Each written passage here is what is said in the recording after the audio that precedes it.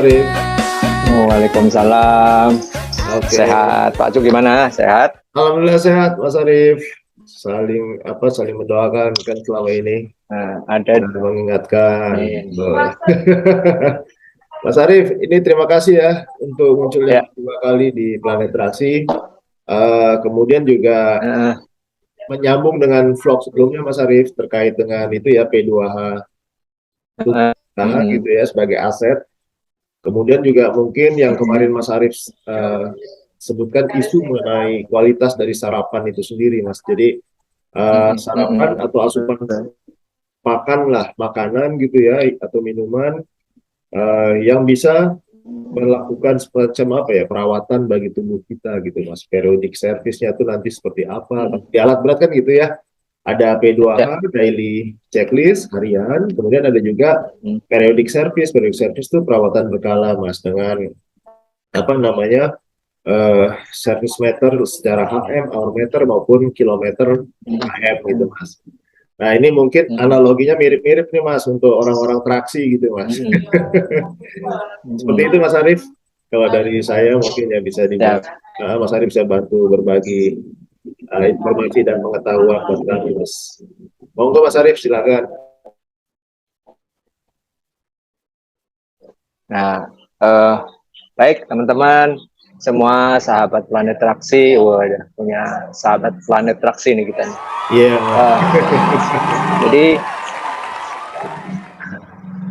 Jadi teman-teman, hari ini saya juga tidak bermaksud untuk mengguruin atau apa, kita cuma sekedar sharing aja bagaimana kita menindaklanjutin dari part yang sebelumnya tentang bagaimana kita mengetahui pola makan yang baik, bukan? Terutama di kondisi sarapan. Nah, sebelum kita memulai untuk masuk ke apa sarapan sehat itu, jadi diawalin adalah bagaimana kita untuk mengetahui basal metabolic rate kita. Nah, basal metabolic rate itu bisa kita hitung, banyak rumus itu udah ada banyak lah, orang banyak tahu, bisa di search di googling atau apa. Nah, setelah tahu dari basal metabolic rate, tapi paling enak memang ada alatnya seperti yang kita punya, supaya tidak hanya BMR aja yang muncul, jadi komposisi tubuh yang lain juga ada. Nah, baik, seandainya seseorang itu sudah tahu rumus BMR-nya dan tahu hasilnya, ketemu rata-rata orang Indonesia itu kan rata-rata antara 1.500 sampai 1.700. Nah, basal metabolic rate itu apa sih sebenarnya? Itu adalah kebutuhan kalori saat kita istirahat dalam sehari. Artinya apa? Apakah artinya kita tidur? Enggak. Tapi saat kita tidak melakukan pekerjaan berat. Secara otomatis, jika kita melakukan pekerjaan berat, BMR-nya pasti lebih, antara 5.000 sampai 7.000. Makanya kalau orang dengan pekerjaan berat, ya harus makannya juga harus disesuaikan. Nah, cuman yang menjadi kendala itu kadang-kadang yang disesuaikan itu biasanya terlalu banyak karbohidratnya. Siap. Hasilnya yang berbeda. Nanti hasilnya yang berbeda. Iya. Orang sekarang kan kecenderungan kalau kerja berat makan nasinya pokoknya banyak gitu kan. Pokoknya kenyang gitu kan. Nah, bukan seperti itu sebenarnya untuk bisa kita menjaga kondisi kita jadi baik. Itu nggak seperti itu.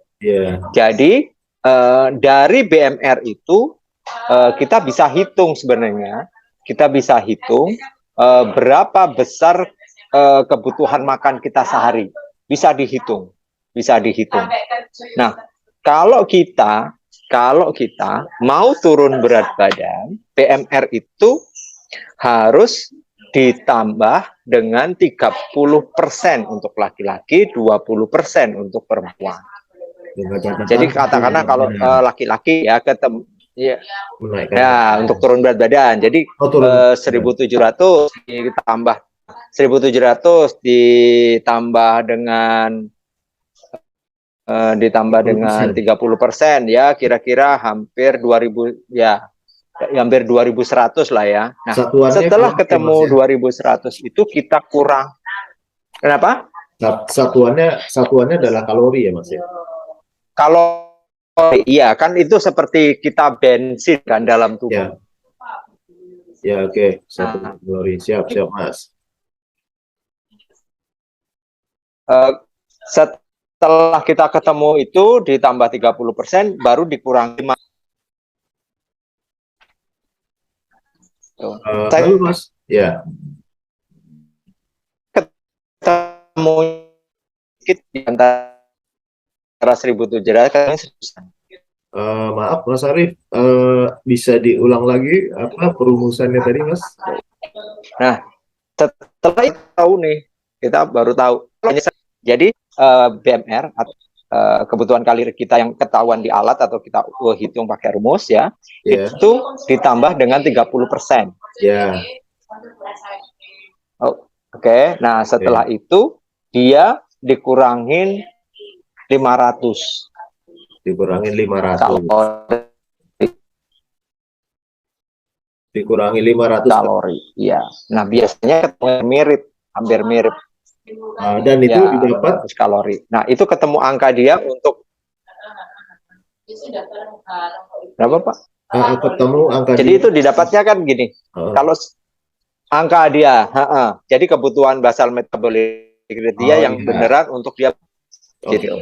Nah, saat dia memenuhi angka kebutuhan BMR-nya. Nah, itu kita baru tahu nih rencana makan sehari itu apa yang harus dipenuhi.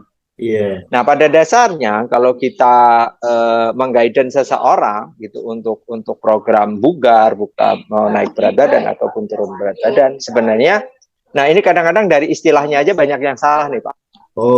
Nah, diet itu mereka rata-rata mengatakan bahwa tidak makan. Itu salah. Diet itu adalah mengatur pola makan. Jadi mau sehat, mau turun berat badan, mau naik berat badan, mau menjaga kondisi tubuh, itu namanya diet. Tata kelola atau manajemen ya manajemen. Nah, setelah kita tahu, maka kita harus mengikuti jam metabolisme tubuh. Tahuan BMR itu, jadi sarapan pagi itu jam berapa sampai jam berapa. Nanti ada snack pagi itu jam 10. Nanti makan berat itu jam 12.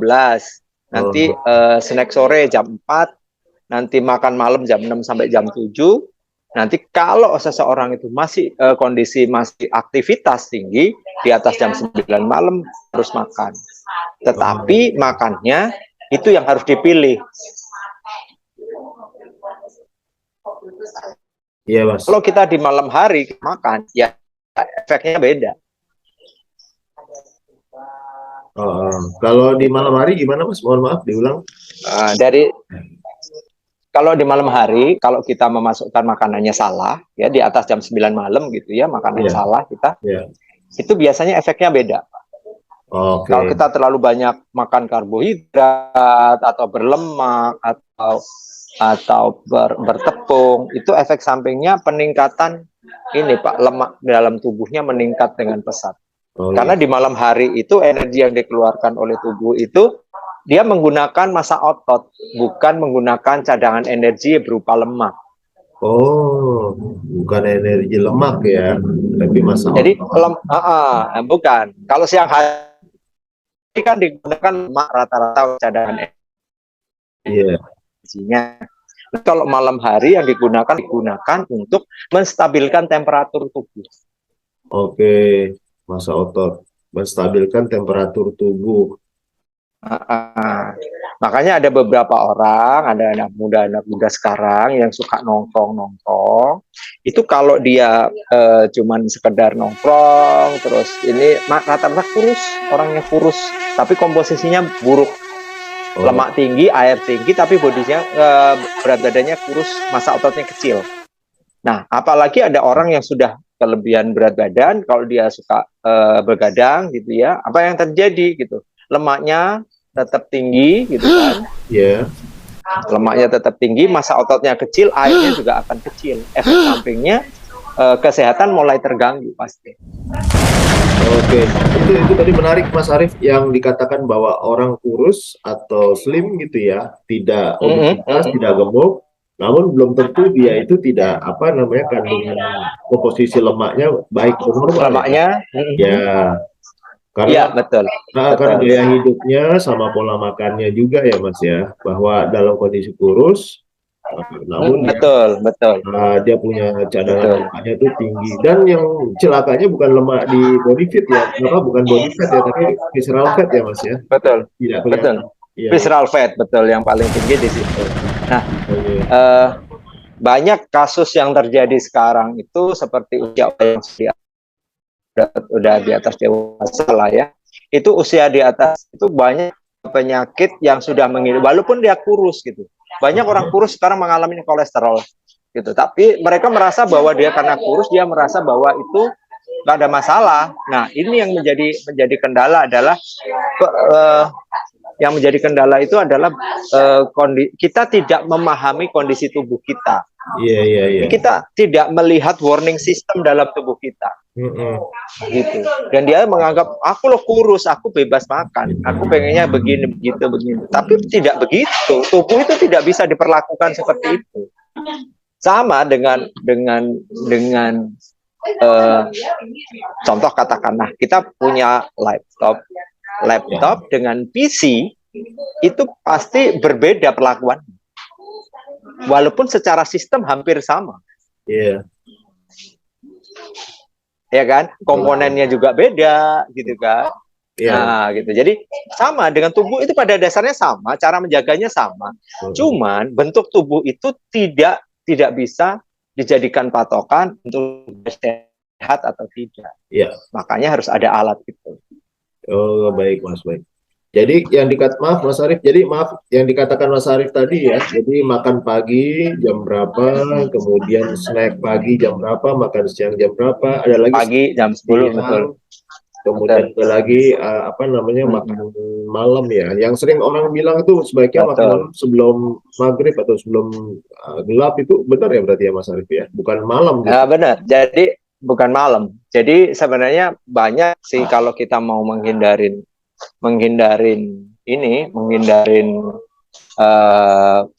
over kalori di malam hari gitu. Yeah. Menghindarin terjadinya over kalori di malam hari itu memang kita jauh, mungkin sekitar jam 5 kita udah makan. Oke, baik. Kalaupun terjadi timbul itu namanya lapar karena ada aktivitas malam yang memerlukan massa otot juga, ya makannya snack aja ya maksudnya. Tapi bukan berlemak dan bukan juga istilahnya. Sebenarnya kalau di malam hari, ya monggo Mas. Itu yang bertepuk. Ya, jadi kalau malam hari itu yang terbaik adalah yang dipilih itu yang pertama, 1, kalori tinggi tapi kalori rendah ya, tetapi memiliki protein tinggi. Ya. Kalau malam hari. Ya. Protein berarti. Jadi protein tinggi. Nah, jangan lupa juga mengandung air yang tinggi. Kenapa sih? Kenapa kok seperti itu? Perbedaannya adalah karena kita setelah malam hari kita makan, terus kita dalam waktu ini terus kita tidur, kalori yang dimasukkan itu kan besar banget, kayak lemak ataupun yang lain itu ya. Yeah, jadi kalori itu kan gede banget. Kalau kita pakai tidur, dia tidak digunakan. Oh benar, ya. Nah, sedangkan kalau kita di pagi hari gitu kan, atau siang hari kita masih kegiatan, mungkin sedikit no problem kalau kita punya kegiatan banyak gitu. Makanya saya sarankan pilihan. Jadi kalau malam hari, kalau pilihannya adalah protein, maka protein itu langsung digunakan oleh si masa otot tadi ya Mas ya, yang Mas katakan di awal tadi ya. Kalau protein. Bukan. Jadi gini, protein itu dia kan butuhan waktu lebih lama. Oh, iya. Berbeda dengan karbohidrat kan. Nah, protein dibutuhkan waktu lebih lama sehingga tubuh tidak menumpuk gitu. Kan malam hari kan tubuh asimilasi. Asimilasi itu ya kan jantung kita tetap gerak, organ-organ kita tetap melakukan detoksifikasi alami, paru-paru melakukan detoksifikasi alami saat malam, tengah malam, sepertiga malam dan lain sebagainya. Tubuh kan sebenarnya seharian itu melakukan detoksifikasi dengan jam-jam yang berbeda. Gitu. Jadi saat di malam hari kita memberikan nutrisi ataupun protein yang cukup dan rendah kalori tapi tinggi protein, kita harus memasukkan air juga, Pak. Air ya. Karena protein itu juga punya side effect. Side effect-nya itu jika kita kurang air, dia akan mengendap dalam ginjal kita. Oh, di ginjal. Oke. Ya, makanya harus berimbang antara protein dengan air. Ya, betul Mas. Nah, saat malam hari posisi asimilasi kita itu bagus gitu ya, tubuh melakukan ini. Nah, di pagi hari efeknya apa sih kalau kita tengah malam kita konsumsinya itu protein? Perbedaan di saat pagi hari. Nah, di pagi hari biasanya orang yang mengkonsumsi terlalu banyak lemak atau karbohidrat sederhana, biasanya di pagi hari itu tidak nyaman. Terasa lapar lebih terasa lapar gitu kan. Terus kalau kita pakai protein, paginya tidak terlalu lapar. Sehingga sarapan yang terbaik di pagi hari yang bisa kita lakukan adalah maksimal 200 kalori. Maksimum 200 kalori. Maksimal 200 kalori. Aku pernah disampaikan Mas Arief sebelumnya ya, kalau kerupuk, ingat nggak Mas, kerupuk? Kerupuk aja itu berapa? Iya. Kerupuk itu kalorinya gede. Kalorinya gede banget ya. Untuk 100 gram aja, untuk 100 gram kerupuk itu kalau mau ngeluarin langsung butuh sekitar 6 liter kalau nggak salah. 6 liter air. Betul. Oke. Ini menarik banget yang Mas katakan mengenai kadang-kadang kita itu hanya Iya Mas Arief, mohon maaf, ini ada delay, kemudian juga sinyalnya putus-putus. Jadi saya melihat menarik sekali yang dikatakan oleh Mas Arief dalam tata kelola atau manage asup makanan gitu ya, terhadap kualitas tubuh kita gitu ya, makanan yang berkualitas dengan untuk mendapatkan satu kualitas dari tubuh kita sendiri ya, yaitu tadi pada saat tidur gitu ya, ada asimilasi, kemudian ada satu lagi mungkin regeneratif sel juga ya Mas ya, yang sel-sel yang gitu ya. Kemudian juga kalau kita lihat sendiri Mas, khususnya pengalaman saya pribadi ya, praktisi di lapangan kan ya, pada saat kita masuk ke site atau ke lapangan, bukan di perumahan ya, itu kan yang namanya makanan sulit didapat, yang ada cuma mohon maaf instan ya, gorengan yang lemaknya juga udah digoreng berkali-kali, minyak gorengnya sudah digunakan berkali-kali gitu ya, guna untuk menjaga perut penuh gitu ya, nggak kena angin gitu. Kalau tim kan begitu rata-rata. Kasihannya saya itu seperti itu Mas. Angin kencang, hujan, karena unit itu tidak bisa dilakukan atau rolling ke workshop, jadi accident lah ya. Itu kadang-kadang seperti itu. Jadi saya juga oke lah kalau memang ada sesuatu hal yang seperti itu, ini mungkin bisa menjadi satu masukan gitu ya dari Mas Arief itu, bahwa situasi darurat atau apapun emergensi tetap harus bisa ada kompensasinya ya pada saat sudah kembali ke habitat. Ya.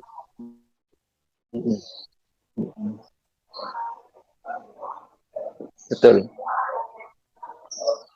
Nah, berikutnya tentang bagaimana kita bisa sarapan sehat. Ini yang paling penting sebenarnya, sarapan sehat. Mas. Karena kegiatan kita sehari itu dimulai di pagi hari dengan sarapan. Betul Mas. Nah, Contoh nih, nah jika sederhana, maka tubuh kita akan dipaksa untuk mengeluarkan insulin, untuk menekan kadar gula kita dalam posisi normal. Nah, jika itu terjadi terus-menerus, maka tidak heran kalau sekarang banyak orang, bahkan anak kecil yang sudah mengalami yang namanya diabetes. Diabetes, ya. DM. Ya. Anak kecil ya, Mas? Makanya anak kecil sekarang banyak kasusnya. Kasusnya begitu. Iya. Mohon maaf, kenapa itu Mas tadi? Karena itu agak putus-putus tadi, Mas. Yang mana nih, Pak? Iya, itu adanya tren DM, diabetes. Oke. Karena ini rata-rata kita ini kan setiap pagi kita mengkonsumsi yang namanya karbohidrat sederhana. Oh iya. Nah, karbohidrat sederhana itu apaan sih gitu kan? Orang kadang-kadang bertanya, karbohidrat sederhana itu ya ada nasi, ya kan? Terus roti dan lainnya dan lain sebagainya. Nah, itu efek sampingnya apa sih? Kadar gula kita jadi meningkat drastis. Oke. Nah, ya kalau terjadi terus-menerus, dilakukan habit itu terus-menerus, maka tubuh kita itu akan capek lah istilahnya ya. Setiap hari digituin melulu gitu. Kalau orang digituin melulu kan lama-lama capek. Yang insulin tadi ya, Mas ya? Begitu pula organ kita. Betul, karena insulin dipaksa keluar setiap hari. Gitu kan. Nah, makanya di situ sekarang banyak. Tanda-tandanya udah banyak. Obesitas juga banyak gitu kan. Betul. Nah, tadi selain yang maksimal 200 kalori, masih ingat kemarin saya mengatakan bahwa harus memenuhi kebutuhan 100 triliun sel. Iya. Nah, untuk memenuhinya tuh gimana sih? Untuk memenuhinya tuh gimana caranya? Orang kan bingung kan? Karena begini, sarapan yang terbaik itu adalah maksimal 200 kalori dan memberi nutrisi kepada 100 triliun sel kita. Nah, sel itu makanannya adalah nutrisi. Oh, baik. Sel itu adalah makanannya nutrisi. Nah, nutrisi itu bisa didapat dari mana? 7 warna buah dan 7 warna sayur. Oke. Nah, itu harus terukur maksimal 200 kalori. Tuh, kenapa sih harus 7 warna buah dan 7 warna sayur? Masalahnya begini, untuk pemenuhan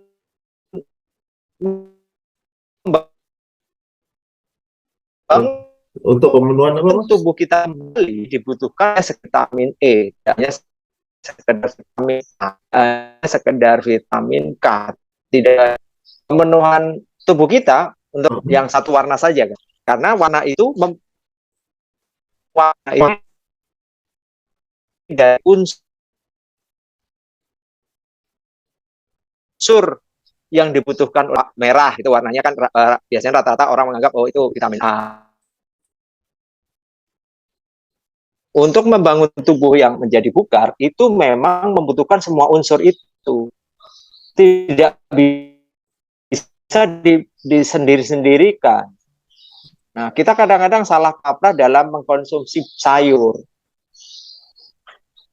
Ya, kita hari ini sayurnya mungkin sawi, besoknya lagi kangkung, besoknya lagi bayam. Nah, itu semua kan hijau.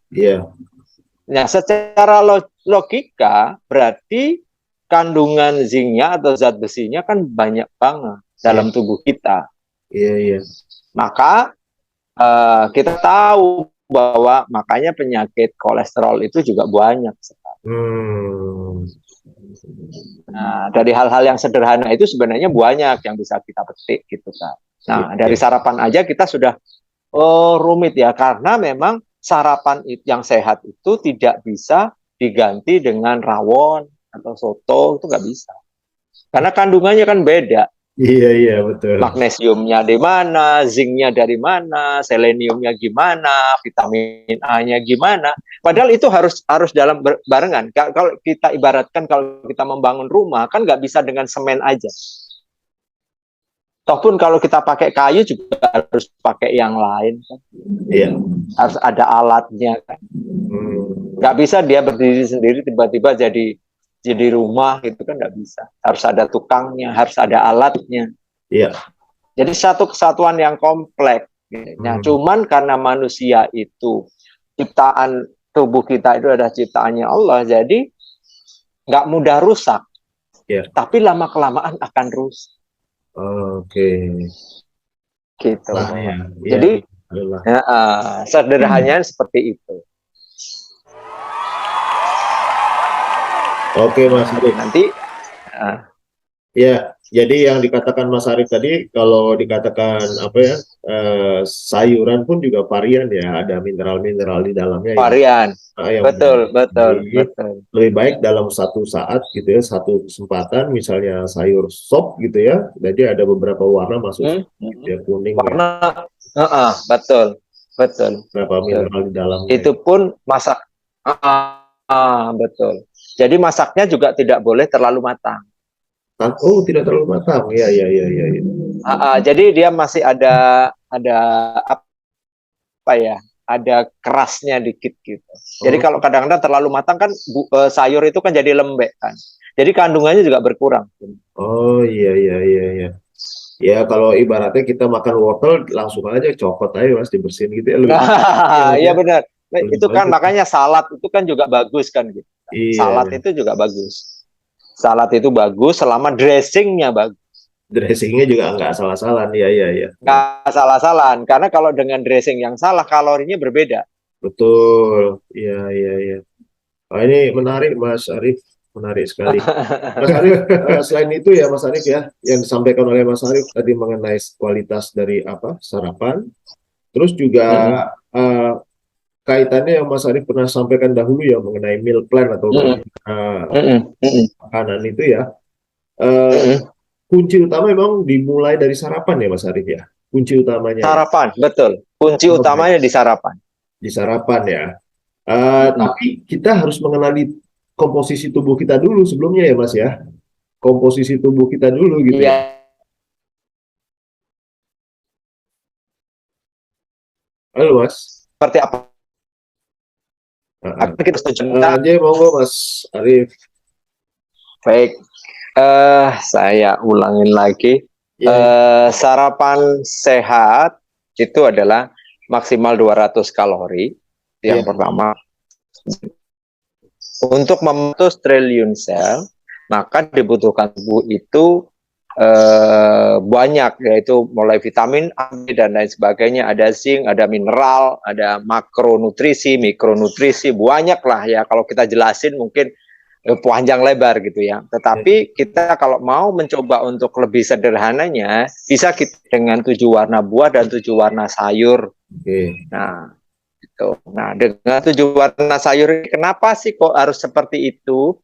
Karena warna-warna sayur, jenis-jenis sayur inilah dia mewakili dari kayak warna merah mewakili merah kuning, vitamin C dan lain sebagainya.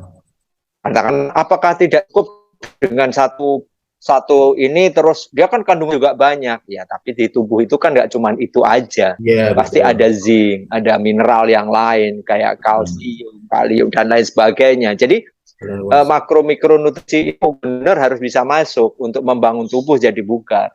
Sama seperti kalau kita mau membangun rumah, nggak bisa hanya dengan semen aja, atau hanya dengan tukangnya aja, atau hanya dengan alat-alatnya saja, kan nggak bisa terbangun gitu kan. Betul. Nah, jadi semua komponen itu harus lengkap.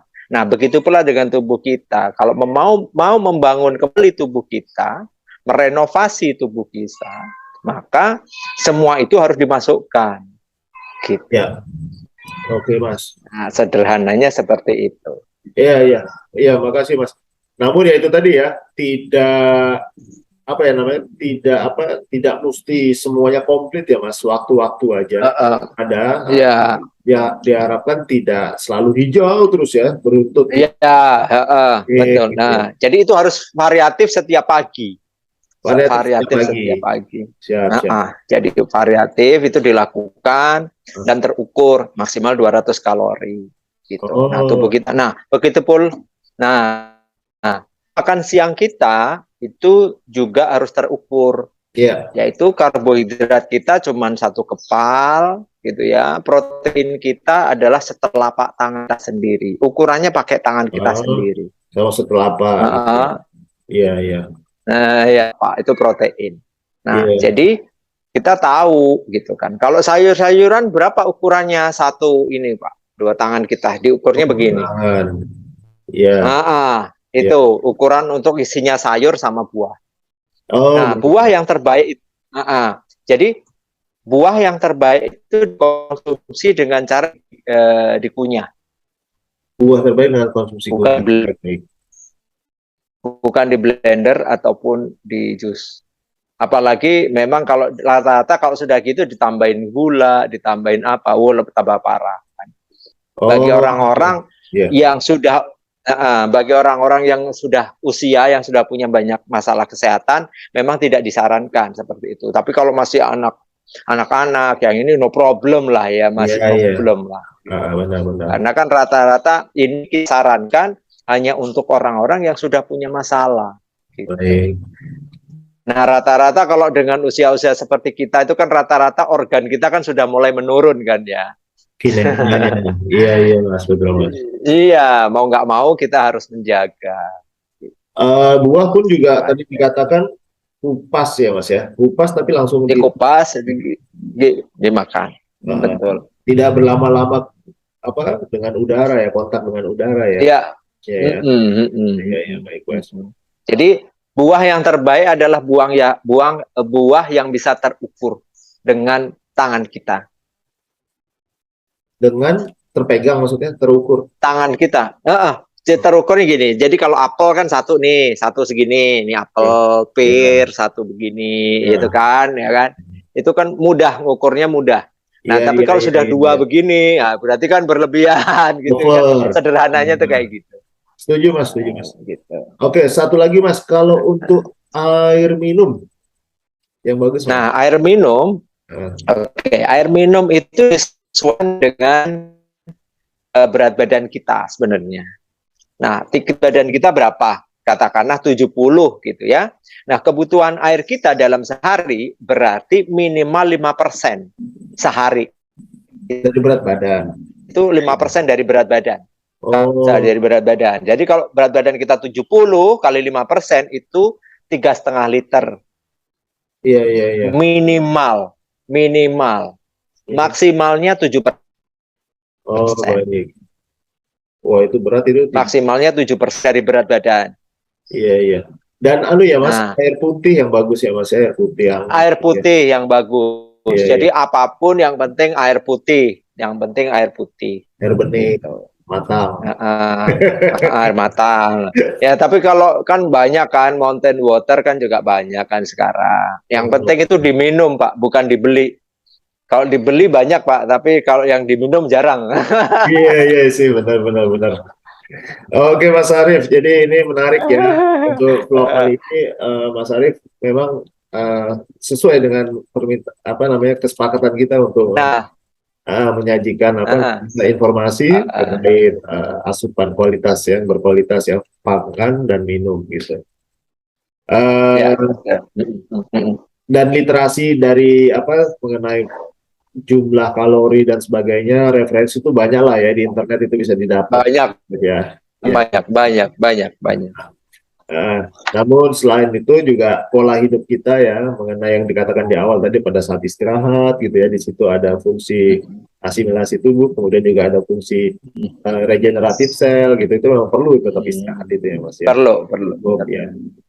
Baik Mas Arief, kalau saya sudah terpenuhi nih semua informasi diperlukan Mas Arief.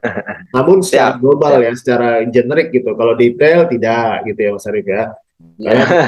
Bisa diteruskan ke pemirsa mungkin melalui kolom komen gitu ya, untuk boleh kepada Mas Arief gitu sebagai sumber. Ya ini dari saya terima kasih ya Mas Arief ya, sudah berkenan 2 kali. Terima kasih Pak Cuk. Dalam 2 vlog ya di Planet Traksi. Insya Allah bermanfaat ini Mas Arief. Ini akan saya teruskan juga kelola perjuangan. Apalagi sekarang saya juga bisa bikin yang beberapa booster, jadi minuman booster yang memang sehat gitu. Iya. Jadi supaya orang juga nggak bosan kan. Nah, supaya orang nggak bosan. Benar. Saya akan jadi nanti Mas di consisting.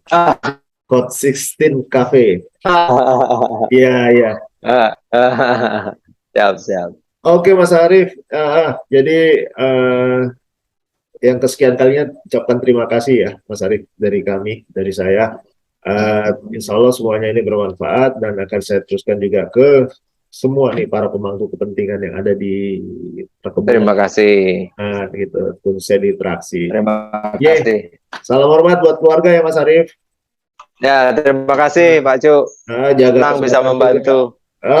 Saya juga senang bisa mendapatkan Mas Arief ini. Sampai jumpa Mas Arief ya nanti. Kita sepedaan. Sampai jumpa. Iya, Pak. Di tempat. Siap. Oke, assalamualaikum warahmatullahi wabarakatuh. Waalaikumsalam. Izin tutup dulu.